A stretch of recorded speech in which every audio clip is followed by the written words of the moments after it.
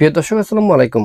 বাংলাদেশের ধর্মভিত্তিক রাজনৈতিক দলগুলোর মধ্যে কোন রাজনৈতিক দলটি তথা কোন রাজনৈতিক দলগুলোর জোটটি বাংলাদেশের রাজনীতিতে এগিয়ে আছে, এই কথাটি সবচেয়ে বেশি আলোচনা হচ্ছে বাংলাদেশের জনগণের মাঝে। বাংলাদেশের শহর থেকে বন্দরে, গ্রাম থেকে গঞ্জে এই বিষয়টি এখন আলোচনার বিষয়, এই বিষয়টি এখন চর্চার বিষয়। কারণ আমরা দেখেছি গত জুলাই আগস্টে ঘটে যাওয়া গণঅভ্যুত্থান পরবর্তী সময়ে জামাতের যে জোয়ার সৃষ্টি হয়েছে, সে জোয়ার জামাত ধরে রাখতে পারেনি। এমনকি তারা ইসলামপন্থী রাজনৈতিক দলগুলোর মধ্যে, বিশেষ করে কমিগণা রাজনৈতিক দলগুলোকে সাথে নিয়ে যে রাজনৈতিক জোট গঠন করার উদ্যোগ নিয়েছিল, সেখানেও তারা ব্যর্থ হয়েছে।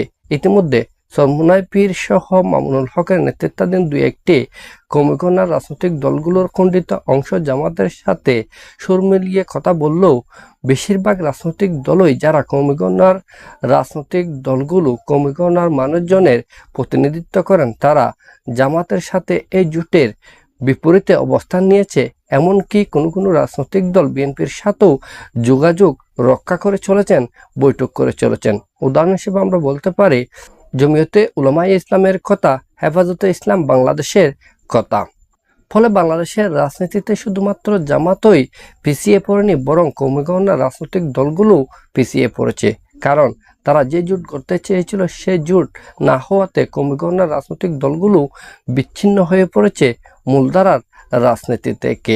আবার অন্যদিকে আমরা দেখতে পাচ্ছি আহলে সুন্নাত ওয়াল জামাত তথা সুন্নিগণা রাজনৈতিক দলগুলো, বিশেষ করে Bangladesh supreme party BSP, Bangladesh Islamic front Bangladesh, Zaker party সহ অপরাপর রাজনৈতিক দলগুলো দীর্ঘদিন ধরে বিভক্ত থাকলেও জুলাই গণঅভ্যুত্থান পরবর্তী সময়ে পরিবর্তিত পরিস্থিতিতে তারা নতুন করে ঐক্যবদ্ধ হয়েছে।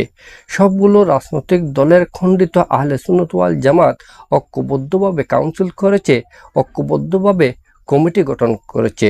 এবং আমরা দেখতে পাচ্ছি এই সমস্ত রাজনৈতিক দলগুলোর মধ্যে যে আলোচনার সূত্রপাত হয়েছে, সেটি হচ্ছে তিনটি রাজনৈতিক দলের সমন্বয়ে, বিশেষ করে বাংলাদেশ ইসলামিক ফ্রন্ট বাংলাদেশ এবং বাংলাদেশ সুপ্রিম পার্টি বিএসপি একটি বৃহত্তর সুন্নি জোট নামে রাজনৈতিক জোটেরও আত্মপ্রকাশ ঘটিয়েছে।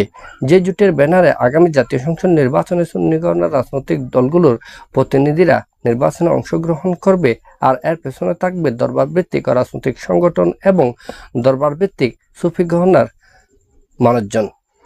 ফলে রাজনীতির হিসাবে একথা নির্দ্বিধায় বলা যায় যে যেখানে কমিগণা রাজনৈতিক দলগুলো পরস্পর বিচ্ছিন্ন হয়ে পড়েছে, জামাত বাংলাদেশের রাজনীতিতে একা হয়ে পড়েছে, সেখানে বাংলাদেশের ইসলামপন্থী রাজনৈতিক দলগুলোর মধ্যে সুন্নিগণা রাজনৈতিক দলগুলো ঐক্যবদ্ধ হয়েছে।